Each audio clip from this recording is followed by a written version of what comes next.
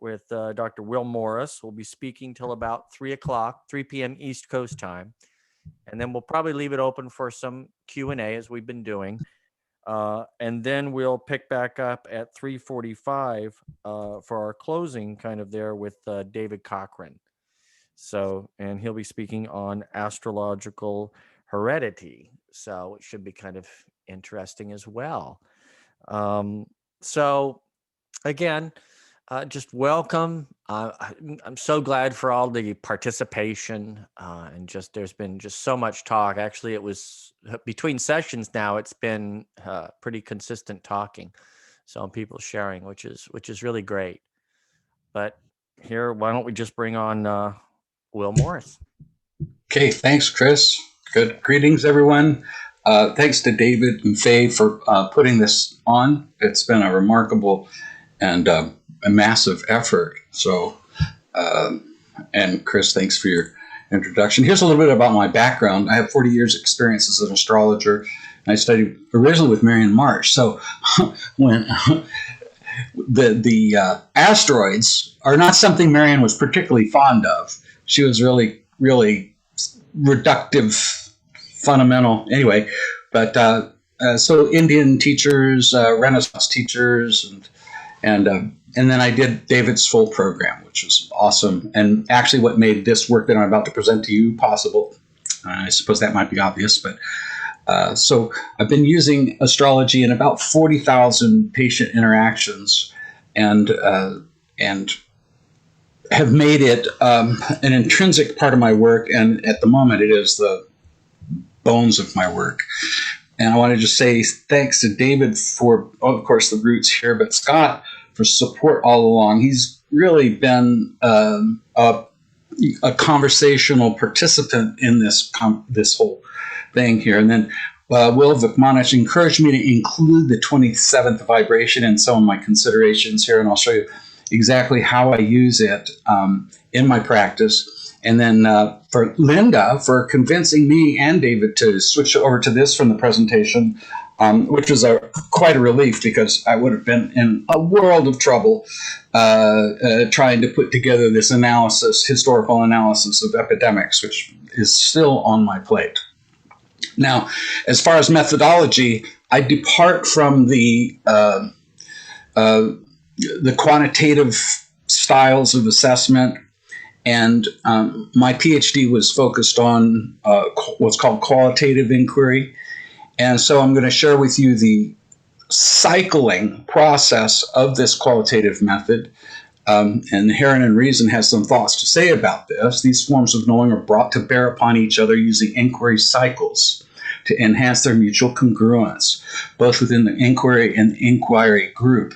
And so I typically start with practice, which is an intersubjective and intersubjective. I'm engaged with my clients as well as myself, and this is in a clinical setting, treating the person for problems. So when I'm using the astrological consideration, it is a feature of the field of signs.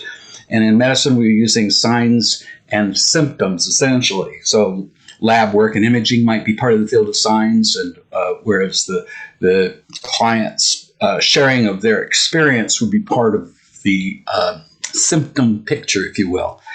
And so that makes it intrasubjective, essentially. And then so then also the movement from that into, and this cycling is not a linear cycle. It can go back and forth. Then it goes into the classroom where I'm working with students either in the clinic or in the classroom to use these very same methods and see if they're able to reproduce my findings. And then I use guided practice to as a way of observing them performing the methods. This then goes to publication, and that's a part of the whole feedback loop. And then somewhere in the midst of all of this is this process called contemplative hermeneutics, which is essentially the study of the literature, and particularly the canonical literature of, say, early Han Dynasty might be part of it. I look at the literature from the Greco-Roman period for astrological considerations, Jyotishis and Indian traditions, Renaissance, medieval, and come forward into the processes of this particular lineage. And we'll discuss that in a second. So there are a few terms that I'd like to set forward as we move into this. One is that what we're engaged in is essentially an eco-psychosocial perspective, whereby the ecosystems, both of the interior physiology and the exterior life conditions, including meteorological considerations, as well as the psyche itself, and then the social context in which the individual is finding themselves. These are pretty much the entirety of the discussion with respect to how a soul might find itself engaged here on this planet. Then from that, we move on to fractalating whole self-replicating systems. So that mouthful is tied essentially to the notion of mirroring phenomenon and how we can use that to create a treatment in one area of the person, have it affect the whole person. And then the notion of a chronotope, which stems from Russian literature, in fact, literature that's used to distort one's sense of time and space through narratives. But in this sense, it's used to describe the location on the terrain of the body where time and space are interacting. And so that's entitled essentially a chronotope. Now, I'm going to share the whole screen here. I want to share with you the background of this particular piece while I describe it. Now, this is essentially a post-theosophical concept in key management and its relationship to the signs. And here's one where the modes, what are called the modes, where you just have a tonal center selecting any one of these notes. And so that was drawn from this chart from last night. And the tightest aspect was this square between the sun and the moon. So I did the composition around that using the key B major and F minor based on the tools that I just shared with you. Now, I know I'm moving fast, but you can always go back to it and use those resources to build something to your interest, should there be such interest. And these techniques I used in 14 cases back in 1979. I played the music on a flute for the keys, and the tightest squares produced restlessness and agitation. What you can say is that when restlessness and agitation are created, the person's going into what's called a sympathetic dominant state. In other words, fight or flight. The blood's rushing out to the periphery. They're ready to deal with a stressful situation, versus the trines, which tended to produce relaxation and calm, which is more like feed and breed or the Jupiter-Venus kind of vibes. So that's that. Now,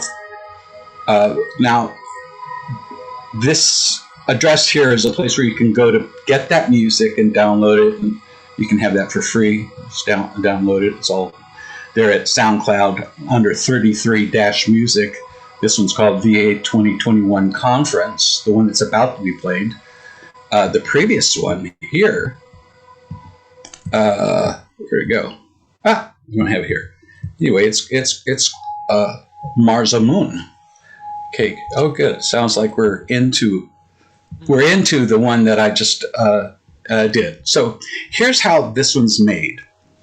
We calculate a chart for the moment. We run Frequency Finder. Then we calculate the harmonic chart that's dominant. And that's one way to do the selections. There's many ways to do it. And this is for an event, right? And then we calculate the midpoints. I'm going to select the tightest orbed triplet in order to pick the frequencies for the event. So, and so for this conference, we calculated the chart. You've already seen this chart here. We calculate the highest or dominant vibration, which is 28. Okay, I'm not worried about interpretations, assigning meaning, no abstractions or assigned meanings take place. I'm only looking for a way to get to the frequencies. So here I have Neptune, Mercury, and Mars within 7 minutes of exactitude. I didn't use asteroids. left out the asteroids. And so what we have, but in this picture, you can see that Chiron, Mercury, and Uranus are involved. But if you look here, here's the Mars to the Mercury to the Neptune. So we're using those frequencies. I'll show you how those frequencies are derived momentarily. Here's the 27th harmonic, which we'll be working with. And interestingly enough, it had that same configuration within 5 minutes of exactitude. So we used Mercury, Mars, and Neptune to generate the frequencies that are being played in the background. Now, so here you can see them again in context. This is the room in which the recordings are performed. And when we do an event, we'll have them, of course, these days appropriately spaced, but the people going through the event will lie down here, and then these gongs are used. And then over in this corner, there's a synthesizer set up where I tune the frequencies on the synthesizer to the frequencies, and I'll show you how they're acquired and how you can get them in your pause. So here's a picture of Vangelis. Music is science more than art, and it is the main code of the universe. There's geometry in the humming of the strings. There is music in the spacing of the spheres. Pythagore. And I think that it's safe to say that we are all Pythagoreans at the core, even though we're dealing mostly with the post-Keplerian worldview. Here are the frequencies generated from this post-Keplerian worldview, where Hans Cousteau is taking the actual average orbital speed of a planet from a heliocentric point of view and averaging it to the synodic return. I'm going to just take a look and see if there's any. Well, I'll wait for questions till the end. And then here's Hans Cousteau again, displaying his Pythagorean roots, the whole notion of a string vibrating and then dividing it in order to come up with particular frequencies as part of that conversation. And so we're dealing with a direct material resonance in this method that we use. Whereas the first one I showed you was closer to the Pythagorean conceptual frame, right? And also Platonic, and the whole Western tradition of the concept of music of the spheres is rooted in that position all the way up until Kepler, who identifies, of course, the elliptical orbits. So Hans Cousteau has taken into consideration the material basis of these elliptical orbits and has created, by taking time in hours or years and converting it to seconds, and then using the reciprocal value by multiplying it by 2 until the medium range of audible frequency has been reached. Okay, and then this here is called an online tone generator. So what you can do is take any one of these frequencies here and enter it in there, and then you can hum or do a ohm or do anything like that, and place your hands on the part of the body. And we'll be using what I call draconic medicine for having a stable point of reference for the anatomy across the vibrational charts. I'm going to say that again. Well, I need a stable point across the vibrational charts for establishing an anatomical frame of reference. In other words, to be able to understand where to put my hands or an instrument that's going to be doing the vibrating. So here's a set of instruments that are used for doing these vibrations. I use Sirius. It's my preferred software, and I think most of them. Sirius is the best one for this purpose, in my estimation, particularly given the advent of the frequency finder, and also, well, there's so many factors that go into this. It's the one. Okay, so sound healing tools, recording of particular frequencies, forks, gongs, and chimes. So we saw the pictures of the gongs, and here are the chimes, and these are forks. Now, so here's the way to grip a fork. You don't want to come above this U here, or it will start to muffle it. You'll slow down. You want as long an arc of the vibrations taking place into any given tissue as possible.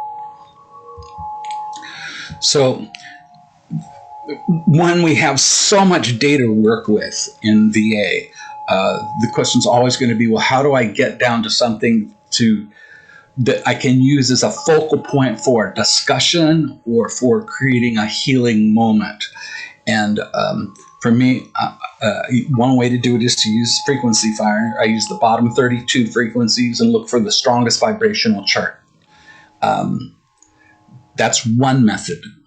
Okay, we can use the natal method for the constitution. The most fundamental structures of the human body are present here. We can use the consultation chart for a symptom. So we look for if the person's got a symptom, is there a planet that has some kind of pre-existing conceptual framework for its application in medicine? That's always something to explore and rule out. Whether it's true or not, we need to find out, but it's a good starting point. There could be a consultation chart. This is one of the more powerful ones. The development of the consultation chart came about in Culpeper, a late Renaissance, early modern period practitioner, used to call the docs that did this piss doctors. And they would bring a bottle of the urine of the patient, and he would calculate the chart at the moment, or they would calculate the chart right for that moment. It's a form of horary, but all during the 90s, I ran a computer in my front office or back office and consulted the chart repeatedly using what was then Kepler software, and as a way of tracking what's taking place in the clinic. So that was a tremendous experience. The consultation chart should not be underestimated and is particularly useful when you do not have accurate birth data, right? And that's why many of the early modern period, Renaissance, medieval practitioners used such a chart, because it was actually uncommon for people to have accurate birth times. And in fact, accurate birth times only came into being essentially with the advent of the railroad system as a generalized clock system and a controlled clock system. Of course, there were clocks that were using in the 1700s, even back to about 2,000 years ago. They used the clepsydra, or a water clock. But anyway, treatment's guided by the tightest conjunction to a midpoint. So whether you're using a chart for the onset of disease, for the clinical interaction, or for the moment of birth, which speaks directly to the constitution or who the person is, as opposed to what happened to them. So that's kind of the difference there. Is one, you're looking into the person, the other is you're looking out at the sky at the moment, at a given moment, for some purpose. So for these midpoints, we've got a few famous personalities that are involved in these concepts. Lots were used by Firmicus Maternus. Lots of people were using lots at that time. And then in the Hamburg school, Alfred Witte investigated midpoints with others who practiced Uranian astrology, and very much at the roots of this whole conversation of VA, right? All these people. And then Reinhold Everton, in his book Combination of Stellar Influences, specified medical conditions in particular. And conjunction or opposition to a midpoint is the most powerful. So the midpoint, of course, is an easy thing, right? It's located between two other planets. This is the midpoint structure chosen for this background recording. But how exact is exact? We have 360 degrees in a circle, 60 minutes in a degree, and 21,600 minutes in a circle. So the constructs for the treatments, I prefer under 30 minutes. Every once in a while, I'll encounter a chart which doesn't fulfill that requirement. But most of the time, I can get what I want. And I prefer under 30 minutes of exactitude. And this is true for these recordings that I just shared with you. Now, I'd like to depart from that conceptual framework to the basis of what we're doing in terms of numbers. We have essentially three primary paths, actually two primary number cults, the even and odd. In Chinese medicine, they consider even numbers to be yin, and yin specifies the cool, shady, moist side of the hill, right? These numbers may not hold up to these principles once we get into it. And then odd are considered yang, the bright, sunny, dry, warm side of the hill. Okay, so, or day and night, on and on, right? But at the level of the even divisions, we're dealing with the bifurcations, which lead to squares, oppositions, and their derivatives. Also, the 90-degree dial, or any of your other harmonic styles of display and representation, right? And I'm going to say this. I'm beginning quickly to come to the conclusion that the even divisions are in the sympathetic dominant state. And I'm just going to turn this off for now. It's beginning to become a little distracting, so let's just, that one goes away. And we're back here. The odd divisions, divisions by 3, trifurcations, sextiles, trines, and their derivatives, 9th divisional chart, very powerful healing 27th vibration, provides trans perspectives. And then we have the prime numbers. Now, when we're talking about a dualism, there's, well, let's go a little bit further here. Let's look at the tetractys and the movement from 1, 2, 3, and 4. The tetractys of the early Greeks, Plato, Pythagoras, Pythagore, these people are all fascinated by this phenomena of this particular tetractys. 1, 2, 3, 4, which gives you the octave, the perfect fifth, and the fourth in terms of harmonics and resulting divisions. So if we look at Plato's emanations theory as he describes it in the Timaeus, you have this progress where you have 1, 2, 3, 4. So there's your core tetractys image here. And if you take 2 times 2 makes 4, right? 3 times 3 makes 9, okay? Then if you take 2 and cube it, it gives you 8. And then if you take 3 and cube it, it gives you 27. So this starts to speak a little bit to the potency of the vibrations contained within this set of structures as preeminent or as emanation itself. And we discuss emanation in most cultures, right? Here's an evolutionary concept of astrology where moving from the south node in the past to a north node in the future, one comes from a unity or a 0 point field down into a bifurcation, which allows mirroring and or perception to take place right here, and then down into the threefold, which generates what the Chinese call the 10,000 things, or the ultimate field of phenomena, which is 8. If you square the 8, it gives you 64. That 64 gives you the 64 codons in the DNA code.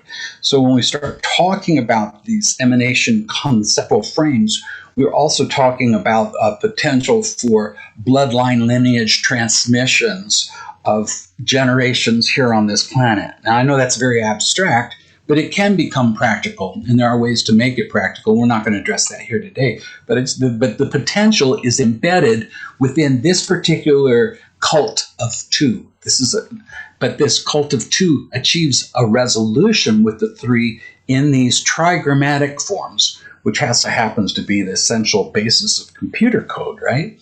But in any regard, we come from this unconscious state into a liminal zone, into pure consciousness, awakeness. So this is awake, this is half dreaming, and this is deep sleep, or the regular 3 states of consciousness, emerging and returning. Here's another way of displaying these trichromatic images and their relationships and how the 3 and the 2 get woven together in Chinese theoretical work. So then we move on to source of the harmonic chart in the West. Essentially, John Addy most likely got it from connections with Jyotishis in India. And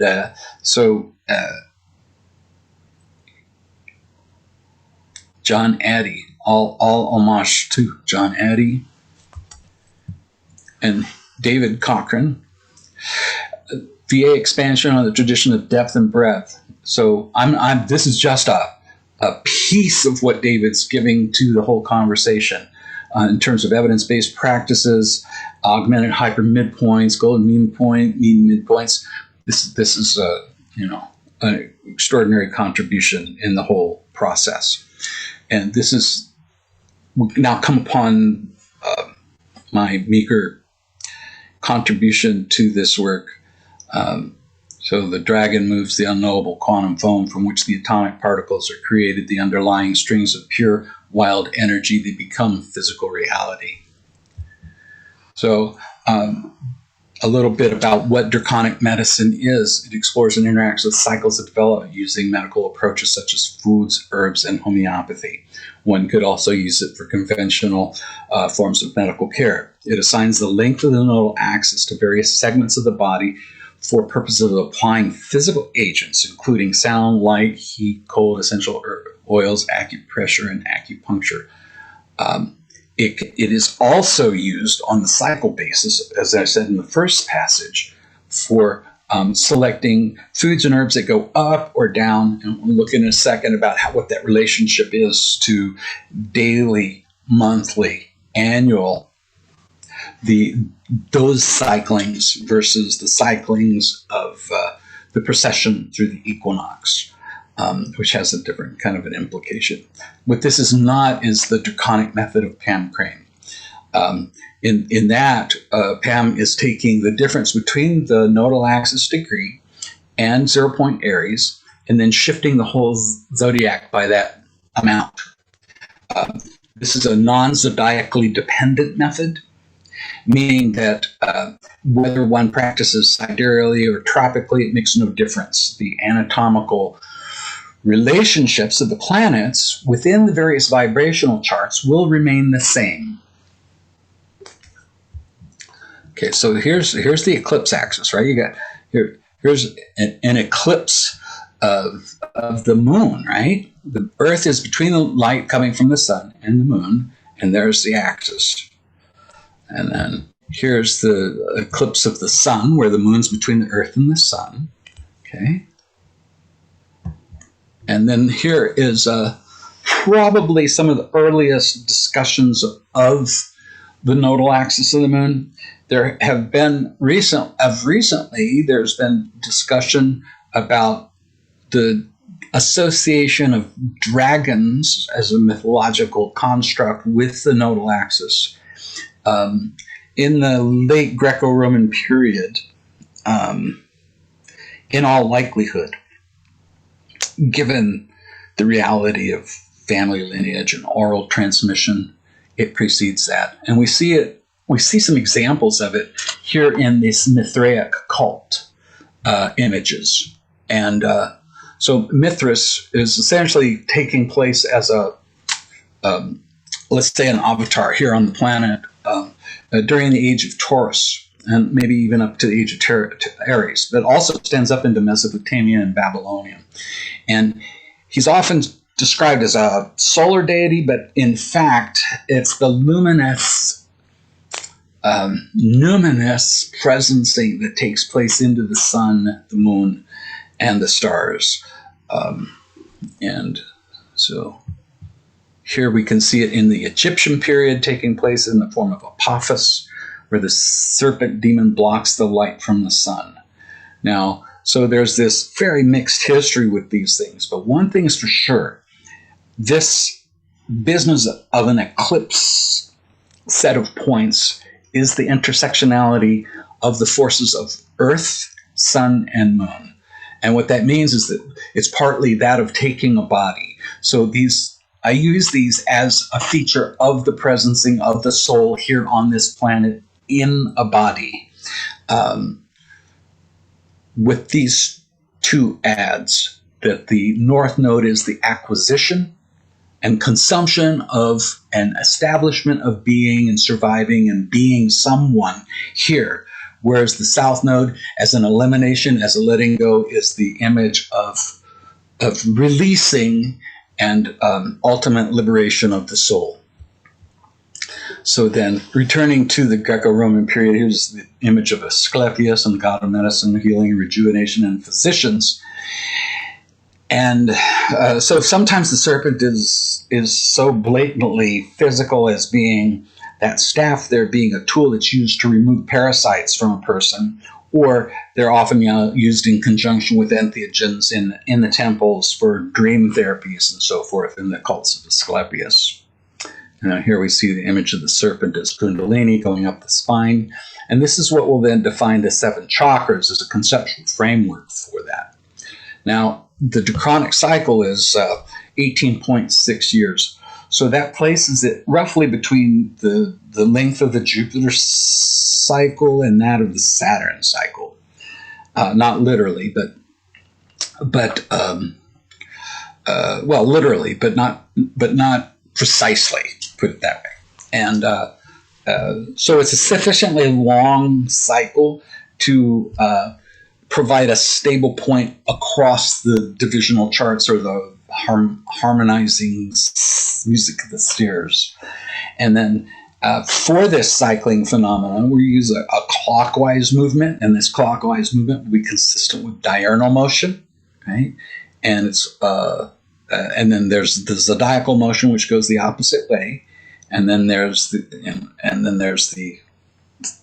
progression of the equinoxes, which goes, again, the same way as the diurnal motion. So during the day, relative to a nodal axial placement in any divisional chart, we can see this process of the nigredo, the winter, the new moon, and midnight. This is the dark night of the soul here. So in order to resolve something like this, I'm using herbs that are uplifting to upbear through here. I'm also going to use the meridians, place the frequencies on the meridians or the chakras in this same sequence. So here we're going to see the processing of the alchemical dragon again. These words, nigredo, here at the bottom, blackness, albedo, the coming up of the sun over the horizon, the citrinitas, the sun at midday, and the rubedo, the sun, that red sun at sunset. And that's the visual daily experience of the humans.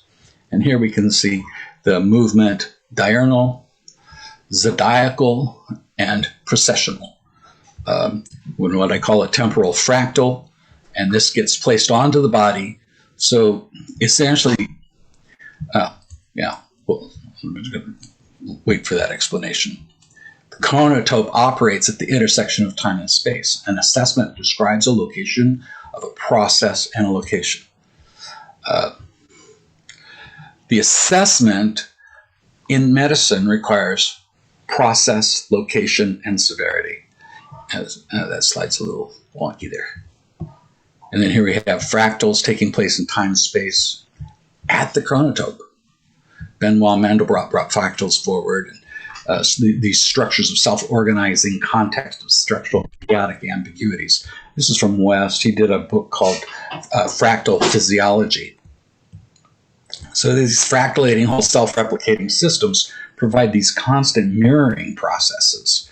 So here's the whole body, nodal axis in reference to the whole body. Here's the nodal axis in regards to the fibula. So just as one could localize a process or a phenomenon from a divisional chart or a vibrational chart here, one can also have the vibrational chart represented here. This is part of that mirroring phenomena of fractalating whole self-replicating systems. Here, the same thing happens at the level of the cervical vertebrae. So one can put one's finger on here or place the frequencies using that online tone generator or a tuning fork right into this spot. This is an ongoing part of my practice, regular, and it's also what I teach in many, many different contexts. So here I'm using the traditional Indian construct of the chakras with rulerships such that it's the pre-modern rulerships, Saturn on both Capricorn and Aquarius, and Jupiter for Sag and Pisces, and Mars for Scorpio and Aries, and Venus for Libra and Taurus, and Mercury for Gemini and Virgo. So here we are at the third eye. The sun and the moon, and then the throat chakra, Mercury, and then the heart chakra, Venus, and then the third power chakra, Mars, and then the intimacy chakras, Jupiter, and then the survival mode here on this planet, Saturn.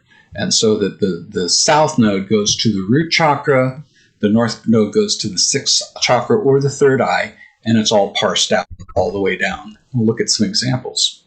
And here's a more readily visible parsing of the wheel, the 12-fold division by sixth, which is a very common pre-modern divisional. So we can take that aspect of six and divide it down, right, into the upper, middle, and lower, and use just plain old hands. So if we see, let's say a person's got a problem in the 43rd harmonic chart, vibrational chart, and it shows a good deal of activity coming right through here. So what happens is these planets get collapsed to a midline, and I'll show you in a second. Here, let's look at how we can adjust the chart to meet our needs. You take the planet part ascendant, you go to house systems, drop down to planet part ascendant, and then over here, click this window open, and you'll get the true north node, right? And then you turn the wheel until the nodal axis, north node, is up, and then you're able to visually see this level of construction right here, right? So this is how I do that. I calculate the ratings, the birth chart, or the chart of the moment. All of these charts work. Calculate the dominant vibration using frequency finder. I also calculate the 27th vibration, and then calculate all midpoints within 30 minutes of exactitude. Locate the midpoints on the vibrational chart relative to the moon's nodes. Okay, and I'm going to show you how to do that. And these are all various charts that might be considered in this whole conversation. For the onset of the condition, called decumbiture, meaning to lay down with a disease, if there is such. If there's no date of onset, you can use the solar return for the year of the onset. It works very well. You can use the consultation chart, dates of a diagnosis, and dates of a procedure. These are all potentials for conducting this set of calculations. Now, so here's John F. Kennedy's chart. I did all that process, and so now I've got the north node at the top, south node at the bottom. Now, we happen to know that John had severe low back pain and actually was under acupuncture care for that back pain, and also used a rocking chair for the back pain. But he also had Addison's disease, which is a kidney disease. So what we can see is that there's a major cluster. Now, this is the radix. This is the natal chart. So we're down here. You can see the clustering of the phenomenon. And within 9 minutes of exactitude, we've got Mercury, Mars, and Jupiter. So let's look at where that Mercury, Mars, and Jupiter are, right? So Mercury, Mars, Jupiter. See that cluster? Right there. And so this is going to be right about the level of the third, fourth, and fifth lumbar. So here we are, root chakra, second chakra. So the way that I would do this treatment would be to use the forks on the low back at the level of the second chakra. And we also know that there were issues with the second chakra, many of his relationships, right? So this is lower spine. So here's the bottom of the spine, top of the spine. 1, 2, 3, 4, 5 lumbars. So right about 3, 4, lumbar 3 and 4, right in through here. I'm going to use that one. And I might use different frequencies, or I can, let's say I don't have forks. I'm just going to go to the online frequency generator, tone generator, and download these frequencies. and you can just play them. It'll play them constantly, and you can just hum right into it, put your hands right over it. That works fantastic. Okay. And then here is the 27th vibration. And now let's pause for a second. The 27th vibration, again, is 3 cubed. In India, they call the 27th vibrational chart Bhamsa.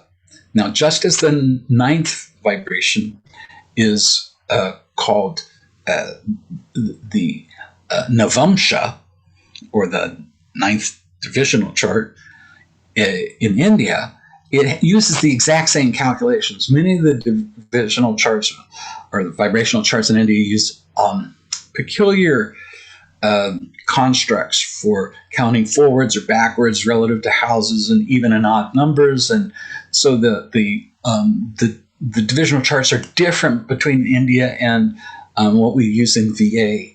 And but however, the Navamsha, the 9th, and the Bhamsa, the 27th, are both calculated the same using the pure mathematical divisional forms of John Addy. Now, which is essentially Pythagorean. It's a more pure mathematical expression with no other philosophical interventions, if you will, which is the basis of how those things happen. Now, we can see he's got, in this 27th vibration, the sun's pretty close to the north node, but what I'm after is that the closest midpoint structure. So here's Venus, Neptune, and Jupiter. Now, what's odd about this is that it moves away from the area of this pathology, but you can still see you've got Mercury, Moon playing in here, Mars is playing in here. They're all in this area, and you can see that there's direct hit to that region. But if we're using it to amplify the 27th vibration, right? And when I came to this whole conversation, I'm looking for a way, because I've been using the nodal axis as an anatomical frame of reference for some 25 years in my practice. And it was holding up sometimes better than the conventional astrological anatomical correlations. First house, Aries in the head, all the way down to Pisces, 12th house in the feet. That was working some of the time. My experience is that the nodal axis is a more reliable constant, not just for the radix in the root chart, but also for all of the vibrational charts. And because it's a slow point, I don't have to be concerned with whether I've got an accurate birth time or not. And so I can have a much more approximate birth time and still feel confident about my choices. So we're not limited to the use of sound healing here, by the way. One can use any number of what are called physical agents: hot, cold, hands, all types of different instruments, crystals, essential oils, and so forth. All these kinds of materials can be used to activate this. Now, so I'm looking for that area. This is going to be within 30 degrees of this north node here. This is inclusive. The sun here is in the third eye, and Neptune is in the third eye. So this Jupiter is going to be, I count from 3 of Taurus to 3 of Aries. That's my third eye, to 3 of Pisces. And what that's going to do is going to put Jupiter into the throat chakra. And I've got also Neptune in the throat chakra. And then I'll come down here and I'll count from here. I just go to the closest side, 30 degrees and 30. So the Venus is in the second chakra. So if I'm vibrating or using some kind of influence, which is a Venusian, Jupiterian, and Neptunian, still having done no interpretation whatsoever, I'm just looking for a way to vibrate this part of the body relative to the nodal axis in this vibration. And this gives me a tool for individualizing on the body any particular vibratory manifestation. So here we can see the 29th, and this is his frequency finder dominant, and these can be placed accordingly. So if I go from 26 here to 26 here, this is going to go into the second chakra, and yeah, let's see here. What else we've got?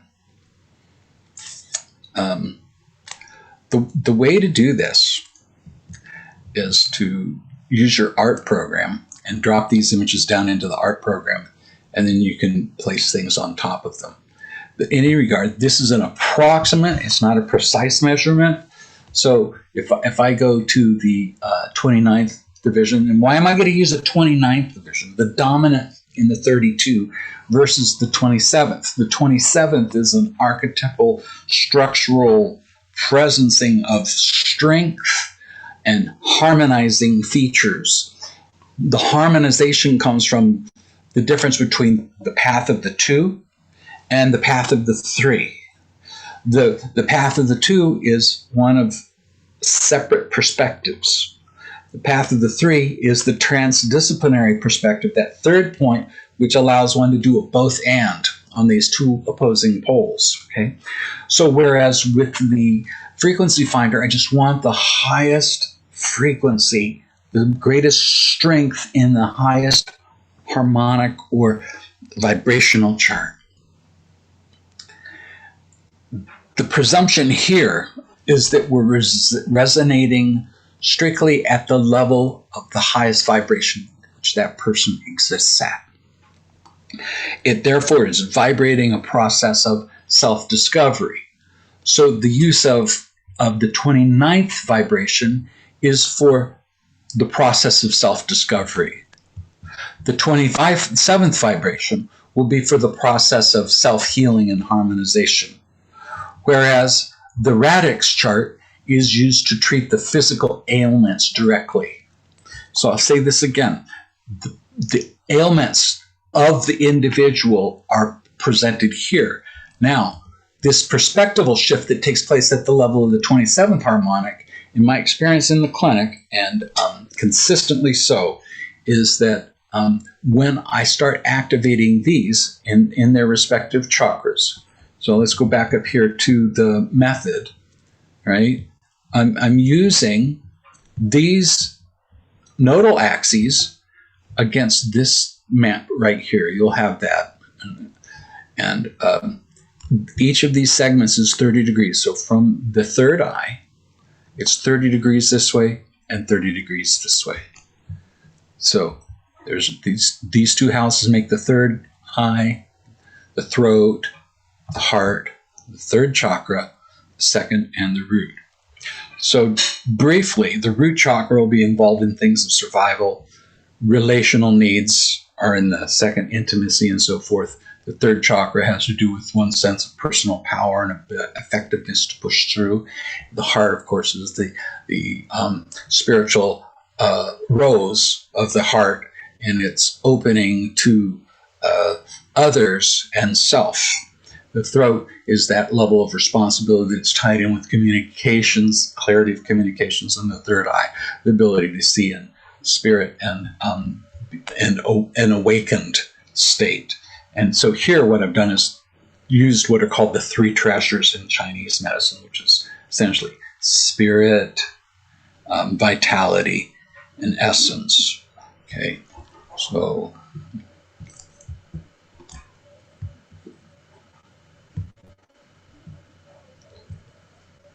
I wish each of you the best in your healing efforts, success in your life, and supreme love. This is where we do much of our work. I'm in this building right here in that spot, looking out over the Kootenai Lake. There's snow there now. Further up the hill, there's a spot with the Gong Temple that I showed you earlier. Okay, so let's see how our time is doing. And I think we're just about there. I'm going to open this up for questions, and I'm not sure. I'm just going to look at the chat and see what we've got. I Field trip. Field trip. That's right. Will, Yes. we can only see your face up to your nose. Can you please put your camera? There you go. A little more. Oops. I can't see myself. There. Thank you. I can't see you now. We can't see Okay. you now. Okay. Can you see me now? A little more. Can you see me now? There, you can see you, good-looking guy. Oh my God! I didn't know you could see me at all with this setup. Okay. That's Will, everybody. Finally, we can see him. Okay, I'm going to start with the bottom questions. Will the three treasures also look like the location of the three Dan Chens? Is that a factor? And the answer to that is yes. Now, there's different ways of constructing the three Dan Chens. One can be here at the third eye, the heart, and the lower belly. That's a very common way to do it. And yeah, I know VA showed energy flowing through the south node and erupting from the north node. All right, Linda, it's a complicated matter. When we're dealing with fractalating whole self-replicating systems, any mirrored factor can invert. So the inflowing and outflowing of forces is something which is usually a perspectival matter, and so that's what I'm going to say about that. And so also you have to take into consideration the historical applications. Whenever we construct a new body of information, which has a pre-existing body of information, we want to engage the full consideration of what and how it was used before by those practitioners. So otherwise, we're dealing with a fairly limited set of observations. Using it as literally a reference in space. Okay, let's see here. I have one question. Yeah. I don't know. Can you easily look at the chart? I was wondering. I'm so curious. I'm gonna fly David there. He's got a back pain right now. Is there a quick way that you can diagnose it by just looking at the chart using your back pain formula? I'm going to stop sharing this way, and I'm going to start sharing with Serious I can program. show my chart. And so there's two ways to go about this. One is I can use the chart for this moment, and so I'm going to go current chart transits, right? So I'm not going to bother turning things. This is the way I do it in practice, which is I just visualize it, and you can draw it on here like so. So if we see this right here, based on the radix, we've got and you say what part of the back? The lower left. Okay, so see how this is all on the right? This is the head.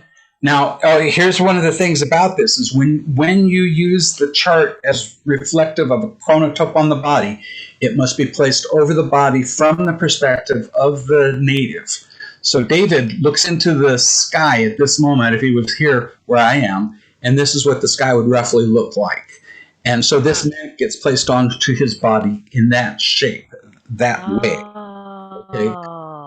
If I'm turning this nodal axis up here to the top, this is all on the right. So what it's telling me is I actually need to be treating him on the right side as much, if not more, than on the left. And then, so there's different ways to do this, of course. I'm going to go look at the midpoint structures. I want the midpoints. And, oh, look at that. Venus, Jupiter, Chiron, 000. Holy moly. That's hard to ignore, right? Right. So I'm going to go back up to the wheel. Oh, I'll go to the wheel over here. I want Venus, Neptune, and Chiron. So here's Venus. Jupiter. Venus, Jupiter. Venus, Jupiter, and Chiron. Oh, it's Venus, Jupiter, Chiron. Thank you. Okay. Oh, okay. Here we go. All right. So now, if this is the low back, right? See, this roughly here's the low back, right? Here's the, we can go into the second chakra. This is actually L2, about L2, L3 is where this Jupiter thing's going on. Oh. And then you go to the lower thoracics for this. Now you can just put your hands on and hum, put the online frequency generator, and then just put your hands on and hum at that frequency, and that'll just do a fantastic job.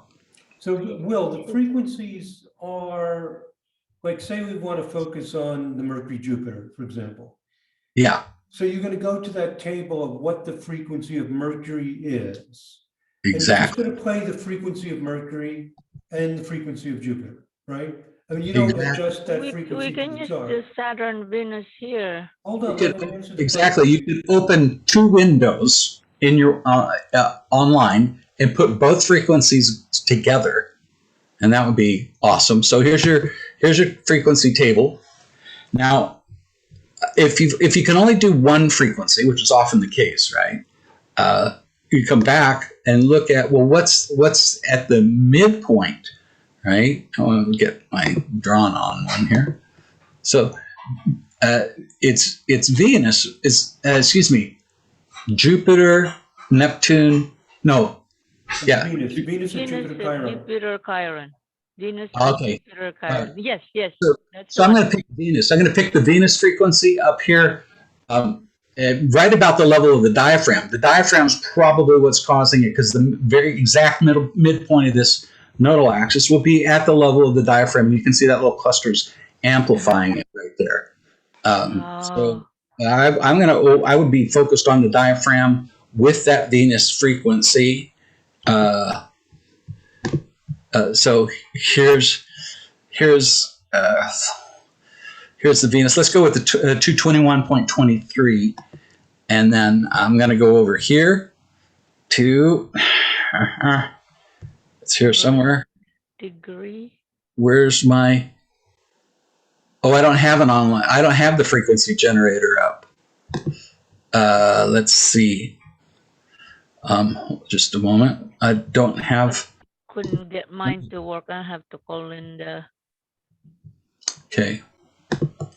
So online frequency generator, or it's a freaky generator.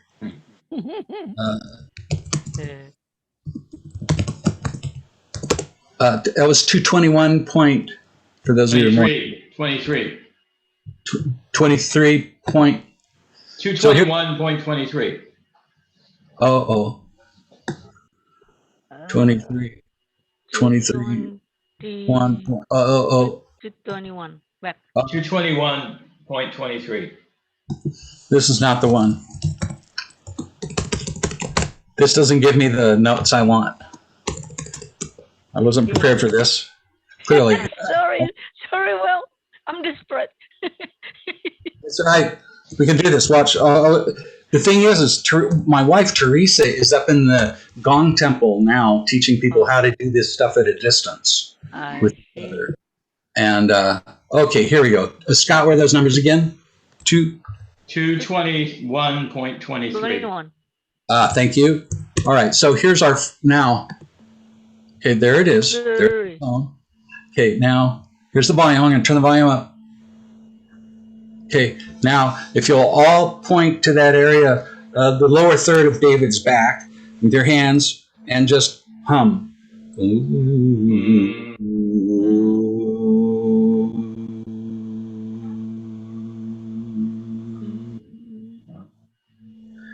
You can do this stuff at a distance.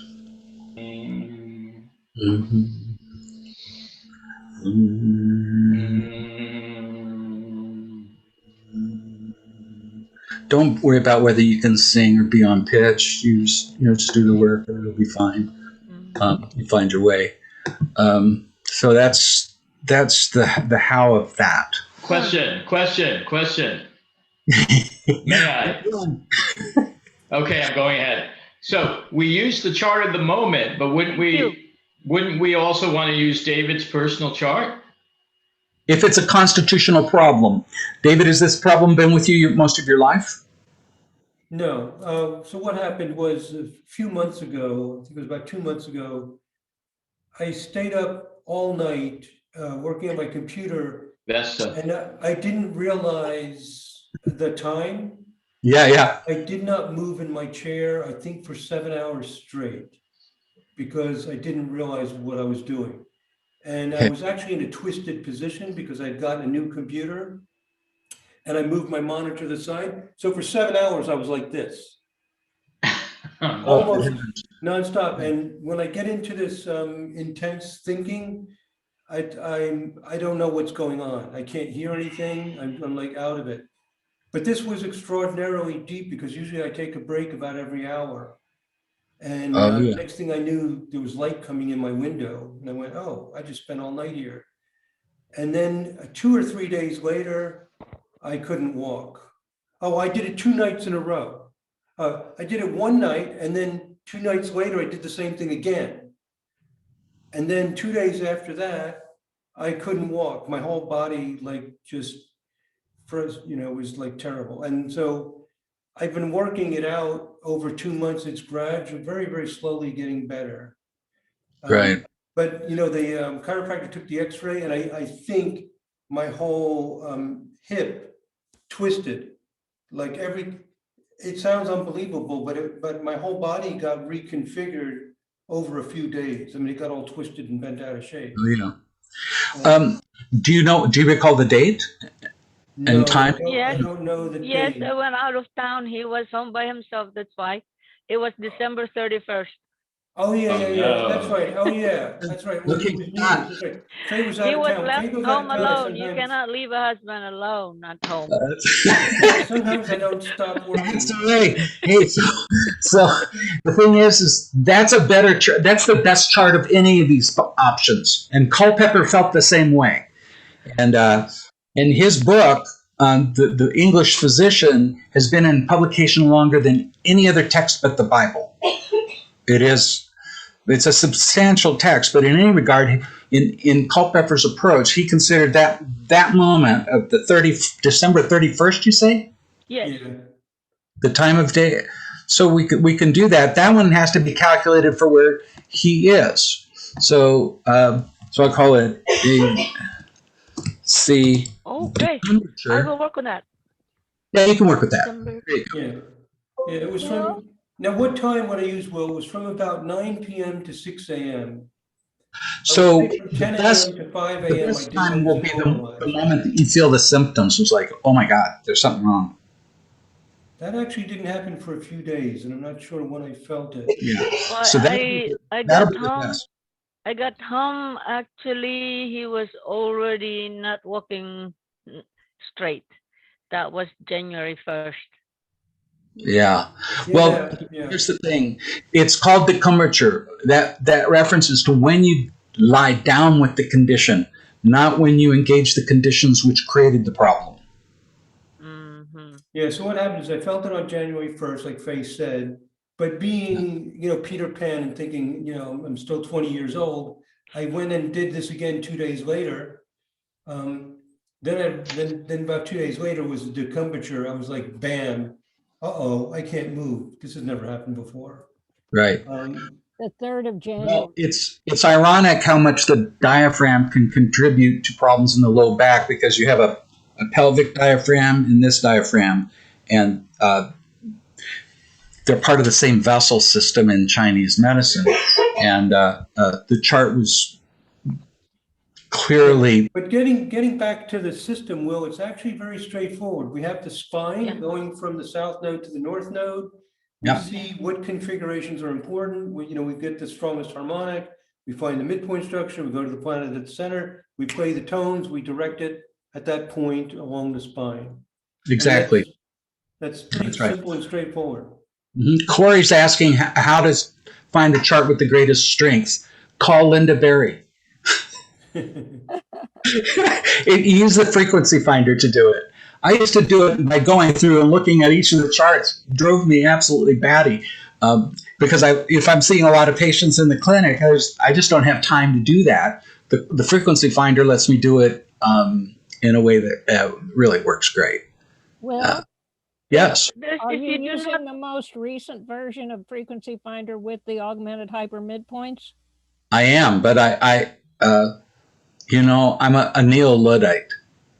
I Okay. Meaning I'm a slow adopter of new technology, but not for any principled purpose other than convenience of time and if you cognitive do not have capacity. the frequency finder, there's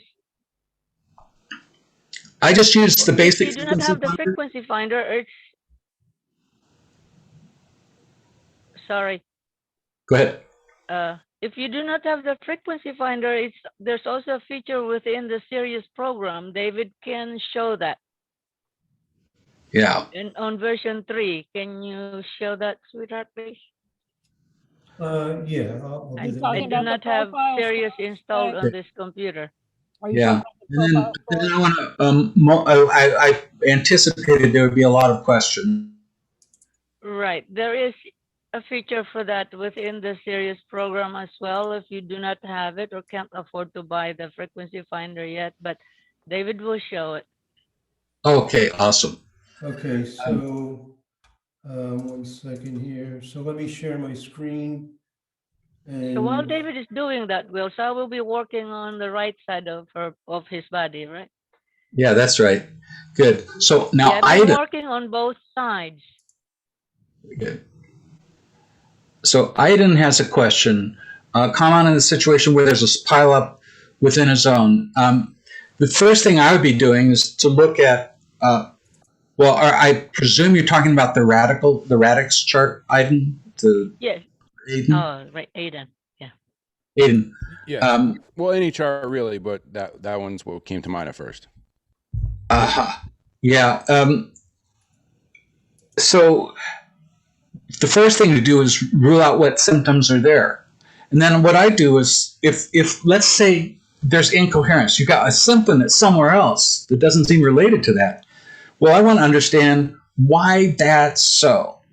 And this is what leads, for me, the astrological chart's leading me to a process of inquiry more than providing answers necessarily. I mean, I showed you a method of going straight to a intervention, but the thing is we do have to understand what the background is of the problems Right. we experience, right?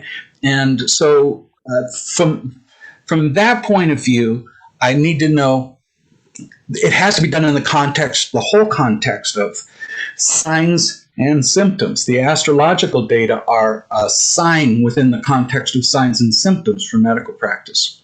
So I need a good history and physical in order to really make it have sense.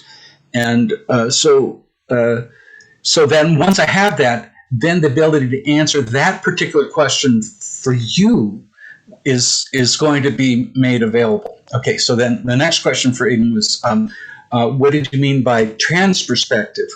You have two. Here's two opposites. The third point is a point of perspective which can include both of the others, and that's part of what happens throughout the cult of the three vibratory rooted frequencies.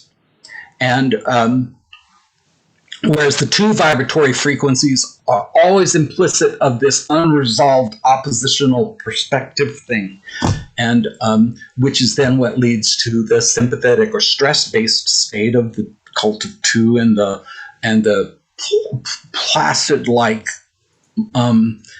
conditions that can arise out of the level of three because it's accepting of both perspectives. I'm not sure if that's answering your question very well there, but David, did you get it? yeah, can you see my screen? Do you see this chart, Will? It's pretty small. Yeah, This is the date of your birth date. Can you maximize it? Okay, let me stop the share and try another share. Hold on a second. Oh, I see. You're looking. Oh, right. I completely forgot how to do this ever since I got Frequency Finder. Yeah, so right. It is there. You know, there's the one there's I'm a using. price to be paid for everything. I couldn't use the frequency finder on my new How computer. do I stop show? Stop share. Yeah.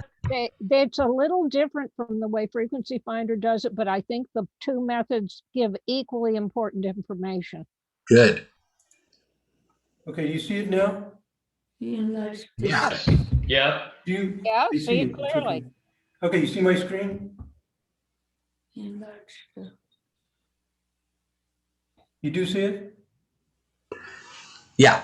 Yes. Okay, all right, so this is the strongest vibrations in the Sirius software. I'll show you how I selected it, but it's up here. I just ran it for me, and what it does is it lists the 360 vibrations from 1 to 360, and then after that, it lists them in strength order. So according to this, my strongest vibration is 189, which is 7 times 27. That's interesting. And there's that 43 times 47. 3 and also 43 times 5. That's why we say I have very strong 43 vibration and also 43 itself. So of the top 5, 43 times 3 and 43 times 5 show up. But also 7 times 27 shows up very strong, which is actually 388, goes over 360. So, and the way you select it is you just go to interpretation and then interpretation and then profile scores, and then its strongest harmonics 1 through 360. It takes it a little while to run. It might take 5 or 10 seconds or so to run, and then it produces this listing. And like Linda was saying, this is based on conjunctions and midpoint structures in each vibration. So it's going to add up all the conjunctions and midpoint structures. Frequency Finder includes all the major aspects in each vibration, so that it's using they're similar in concept and they usually come up with fairly similar numbers, Right. but it's slightly different assumptions. At some point, I will add an option here that will be not just conjunctions and so on, and Linda keeps adding more options. So, she's adding the hyper midpoints and so on. So they're both very good tools and with slightly different assumptions about what's going to make a strong harmonic. This is actually just the pure harmonic. It's just the conjunctions and midpoints in the harmonic. Right. But what Linda did is when we say you have a strong, say 7 vibration, it might be because you have a grand cross or a grand trine. And so it's really looking at the vibration and the overtones, you could say. Right. Right. So Linda's is doing the vibration and the overtones. This is just doing the pure vibration. Both are important. Yeah. Very cool. Thank you. Well, Faye is asking about making comment on the 27th vibration as a deep need for peace and harmony. Yeah, that's very true. It also, from this perspective, is being used as a choice, not based upon a dominance of the frequency in the person's field, but rather as a principle of treatment. And so therefore it takes on a very different kind of a shape. And it's, again, back to the perspectival matter. And then Maria asked, did Kennedy also suffer from knee, joints, ligaments, and lymphatic system issues? Well, yeah. I mean, Addison's is going to have a profound effect on lymphatic system and connective tissues. Let's get through this. okay. Well, Yes. would I be right in thinking that if you want to use the profile scores, that you need to scan down it to find the first place where you have a vibration between 1 and 32 and use that one? Yeah. Exactly. Okay, let's see. Right, it would be 3 here. That's 28 for David. Okay, I think there's not many questions up here, so I'm going to just go back down here. I have another question. Yeah. Look at When the you made the chat. selection of frequencies, you selected the middle one. You had a low, middle, and high. Does that depend on what part of the body it is?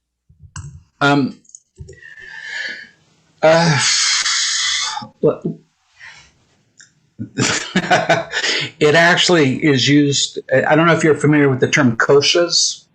No. Koshas have to do with energy sheaths.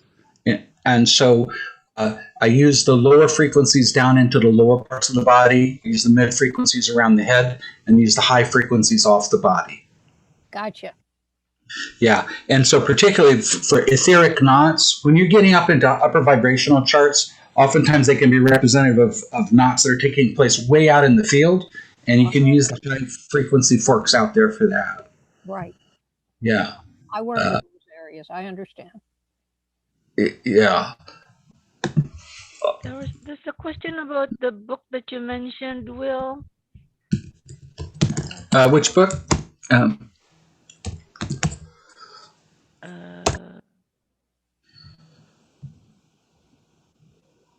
am not sure. Culpepper, I think, right? A Culpepper. Oh, Culpepper. Yes. Yeah, Culpepper. Thank you, Scott. Yeah, that book. Culpepper. It's mostly, he's an herbalist, and he's using essentially Lily Renaissance techniques for his practice. But it works great for VA if you select herbs on the basis of VA. So and when I'm selecting herbs on the basis of VA, it goes into a much larger conversation around what are called three treasures. They're the most basic and simple, where one's using something like reishi mushrooms for spiritual awakening, that kind of thing, or schizandra berries and stuff, and then, or schizandra people call it, and then at the heart level, maybe rose, or the chi level, astragalus and these kind of things, or so the basic idea is there's plants, there's parts of a plant, right? There's the seed. It comes from Dane Rudjar, in fact. The idea that a seed at the beginning of the cycle then sprouts, right, and then comes up into the bark or the xylem and phloem, the circulatory system of the tree, and then comes up into the twigs, and then up into the leaves, and the flowering, fruiting portions start to come down. So the plant part becomes part of this whole cycling concept of addressing the planets in relationship to the nodal axis relative to a vibrational chart. So let's use David's chart again for this. Oops, I can't do that. Should I need to stop sharing? I can do that. I can do it. Here we go. So if I don't know that I put your nativity in here, but I think I have it. Let's see if I can get this out of the way.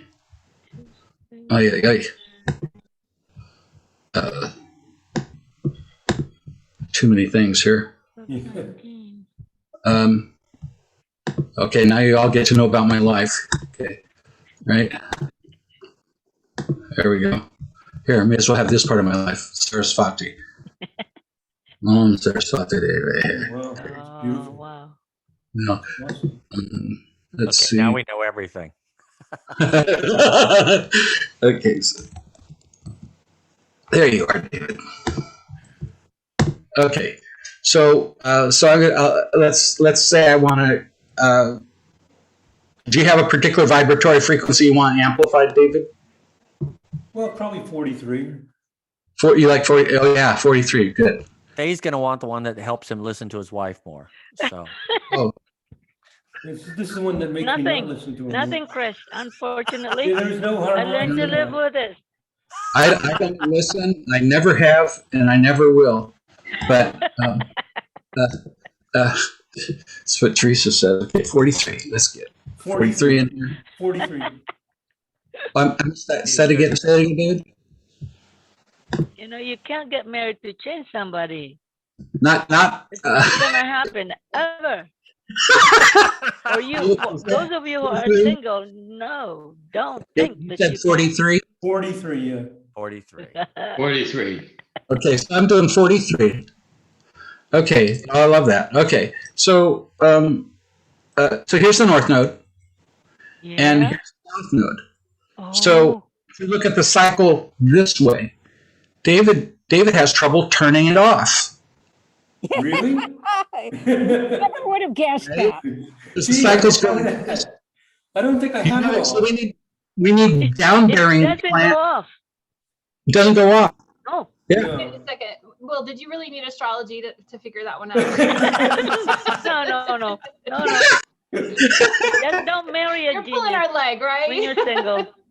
Oh no! When I kid you, no. But you can see that because how did you reach that conclusion that David has trouble turning it off? Would you be explicit? yeah. Let me take this down so I can draw on it. Okay, so you see the cycle is in this direction, right? For diurnal movements. Yes. Okay, so you see he's got a cluster right here. Right. Yeah, and then boom here, and then boom, and then boom, It's and then nonstop. it's just it. You know, I mean, he's got Venus over here. Thank God. You just as long as you just play music, everything will be fine. But So that's actually literally true. That is literally true. yeah. He has trouble riding in the airplane because you are confined in the little place. He can't move. So what we need are those strategies that direct the chi downward. So that includes herbs, and remember, it was this right side that was activated in the medical horary, right? Transit, yes. The same configuration. So we have kind of a same phase angle relationship unfurling here. It is really about engaging this downward energy. So minerals have a downward force. Mushrooms have downward force. Roots have downward force. Like burdock root in your food and that kind of thing. All help this kind of motion to come into play. That's what has been helping, herbs and yeah. Yeah.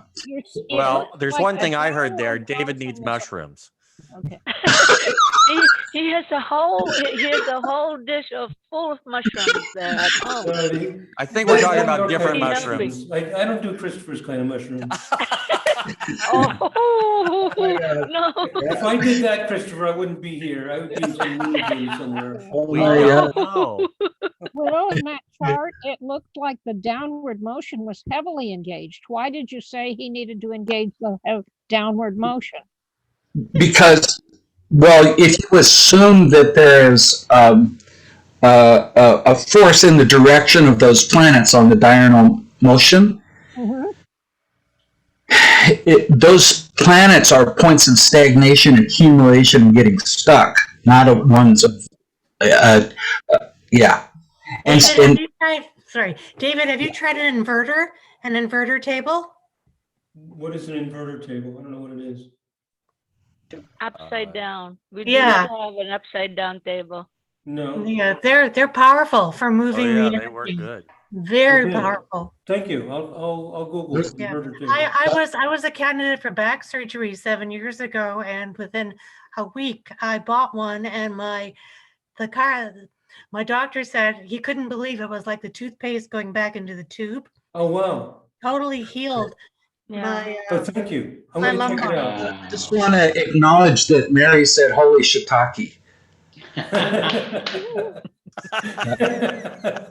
Now, when you're selecting vibrations, would you like that was 43, which is a dominant focus for David, but his strongest is I think 43 times 5.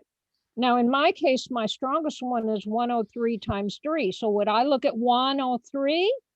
Right. I like fundamentals. When I can get a fundamental, that seems to be more significant. Once you get that far out, it becomes like, woo, if you want to get the person in touch with that place. That makes sense. You That start with the root. Yes. Yeah. It's Yeah, the well, root. I'm out there, woo. Yeah, that works. Yeah.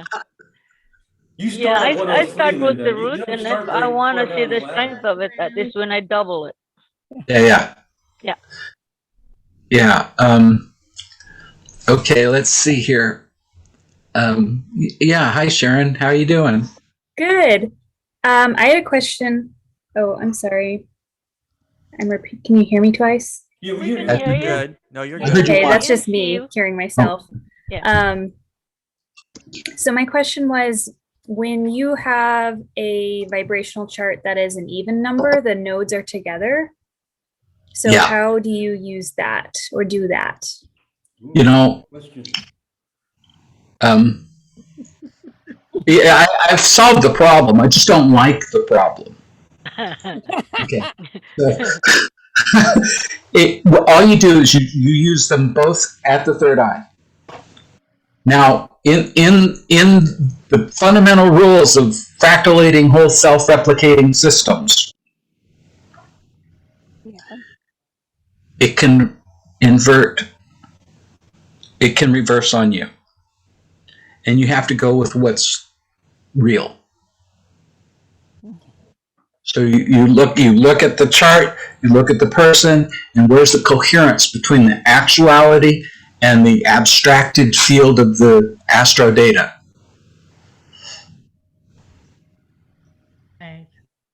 Okay, I'm only seeking the real, and I'm only seeking that which makes a difference.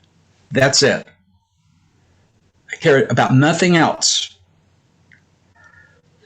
So if it's inverted on me, I have to be open to that possibility. I don't want my projections to be forcing me into a place where I'm going to be ineffective.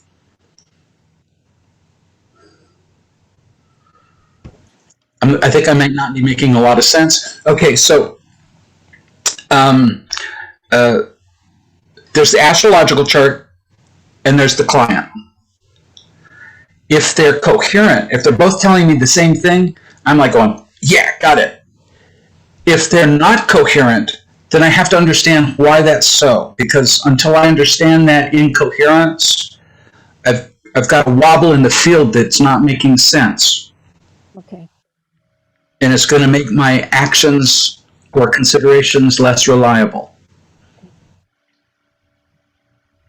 With qualitative research, it is the triangulation of data that assists one to get to validity, rather than getting a good p-value, which gives you a sense of validity, right? In quant, with the qualitative, which is what when you're dealing with a real person, right? It's a local knowledge, qualitative experience. My knee hurts. Oh, is there anything in the midpoint structure for the chart for this moment that reflects that? No? Well, what's that about? How can that be? And if it doesn't, and if I don't come up with a good answer, I'm dropping it. I'm going on to the next perspective. Right. It's the series of perspectives which allows me to be able to identify that point of view which makes the greatest difference. Okay. So, is it going to be the dominant vibration chart for that person? Will it be the 27th? Will it be the radix? Will it be the vibrational chart for the moment? I'm going to find that chart which is the most salient to the problem at hand. And once I've got that, then I can be more confident of the information it's providing me. Yeah, in the engineering field, they refer to that as first principles. Oh, really? First principle. First In principles. qualitative research, it's called triangulation. It's third. So, Will, can I ask you a question on that? Did you outline, and maybe I missed it, which one was the most important chart to first look at? Would it be the chart of the moment, or the chart of what's the chart the Cumberland chart, or would it be? I did. Yeah, I did. It's in the notes somewhere. Okay, if it's in there, then that's good. But I want to reiterate it because it cannot be stated frequently enough. If the problem comes from, it's been with the person their whole life, it's clearly the natal chart. That makes sense. As the radix. David had an episode which was actually a product of his natal chart, right? Because Yes. He works like that. This is not the only time he's worked like that. I am absolutely certain of it. You don't have a person creating this kind of stuff in the world without that going on. So it's kind of obvious, but there's the chart of the onset of the condition. If the person had developed a disease condition which was not genetic, it was just had an accident, let's say. Now, you can look at the chart, of course, Thaddeus's work, risk assessment, but still, the accident moment is going to tell you a lot about that. Now, if I don't have any of that, I mean, in my clinic, right, I don't always have permission from the client to calculate their chart, but I can always look at where the sky is at this moment and make my judgments from that perspective. So if I don't have birth data, if I've got a person coming in and it's just a limited condition, which is just this moment, I'm going to select the chart for the consultation. Okay. That makes sense. Yeah. Now, let's say they had a serious disease onset in a given year, but they don't remember when that year. So then I use the solar return. So those are the big ones. It's not an easy answer, and what I gave you was pretty skeletal. So again, if I think it's coming from who they are in the world, I'm going to go with the natal. If it's something that just happened, I want that moment. Right. If I can't get either of those, I'm going to go with my consultation. And oftentimes I'm triangulating between them. Yeah. All right. Awesome. Okay. Thank you. Yeah, we are at 3:16. So let's thank Will. I mean, I Thank think you, the Will. presentation you, was Will. amazing. Thank you. And the conversation afterwards and the examples, boy, that really brought it home. That was awesome. Thank you. It's so much easier to do a little demonstration. Yeah. Yeah. Sorry Yeah, to put you on the powerful. spot. I was desperate. No, that was great. Faye. That was perfect. Thank you all for Thank you. appreciating it. We all like to be appreciated, so that's always.